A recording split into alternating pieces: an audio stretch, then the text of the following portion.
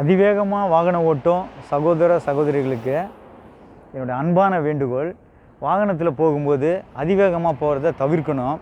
இப்போ நம்ம ஒரு 10 நிமிஷத்தில் போகக்கூடிய இடத்துக்கு 5 நிமிஷத்தில் போகணுன்னு நினைக்கிறது கூடாது. அதுக்காக வேகமாக பைக் ஓட்டக்கூடாது. 250 சிசி போடக்கூடிய ரோட்டில் 50 கிலோமீட்டர் போகிற ஸ்பீடில் போகக்கூடிய ரோட்டில் 250 சிசியில் போகிற வண்டியை ஓட்டுறதுனால நம்மளுக்கு விபத்து ஏற்படுது. இதனால் பாதுகாப்பாக பயணிக்கிறவங்களுக்கும் நம்ம விபத்தை ஏற்படுத்தி அவங்களுக்கு உயிர் சேதத்தை ஏற்படுத்துகிறோம். அவங்க வீட்டில் அவங்க குழந்தைங்க, அவங்க மனைவிகள் எல்லோரும் அவங்க குடும்பத்தை சேர்ந்தவங்க அவங்க வருகைக்காக காத்துக்கிட்டு இருப்பாங்க. அது ரோட்டில் அநியாயமாக அவங்க உயிர் போயிடக்கூடிய சூழ்நிலை நம்ம உருவாக்கக்கூடாது. அதனால் குடும்பம் பாதிக்க ஏற்படுது. ஆனால் நம்மளுக்கும் இழப்பு ஏற்படுது. இதனால் ஒரு கை கால் இழந்தோ இல்லை ஊனமுற்றவர்களாக மாறினால நம்முடைய வாழ்வாதாரம் பாதிக்கப்படும். நம்ம அம்மா அப்பாவுகளுக்கு மிகப்பெரிய பாரமான சுமையை நம்ம ஏற்படுத்துகிறோம். அதனால் இன்னொரு விஷயம், நம்ம குழந்தைங்களுக்கு ஒரு வாகனம் வாங்கி கொடுக்கும்போதும் நம்ம பொறுமையாக போகணும். நம்ம எல்லா விஷயத்தையும் கற்றுக் கொடுக்கணும்.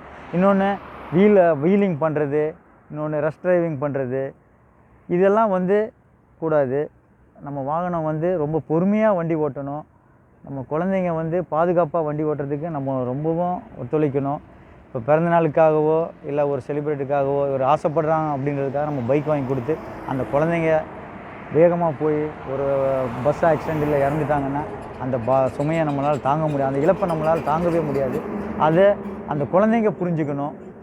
இன்னொரு விஷயம், அப்படி ஒரு வேகமாக வண்டி ஓட்டுற ஆசை இருக்குது, நான் வீலிங் தான் பண்ணுவேன், பைக் ரேசர் ஆகணும், உலகத்தில் புகழ்பெற்ற பைக் ரேசர் ஆகணும்னு ஆசைப்பட்டால் எம்ஆர்எஃப் ஃபவுண்டேஷன் இருக்குது, அதுக்கு கிளப்பு இருக்குது. அந்த கிளப்பில் நம்ம ஜாயின் பண்ணலாம். அந்த கிளப்பில் போயிட்டு நம்மளுடைய திறமையை காமிக்கலாம். அதனால் உங்களுக்கும் பேர் கிடைக்கும், புகழ் கிடைக்கும், நம்ம நாட்டுக்கு புகழ் வரும், உங்களுக்கும் சந்தோஷம் இருக்கும், உங்கள் பெற்றோருக்கும் சந்தோஷமாக இருக்கும்.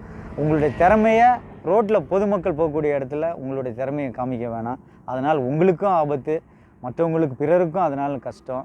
அந்த துன்பத்தை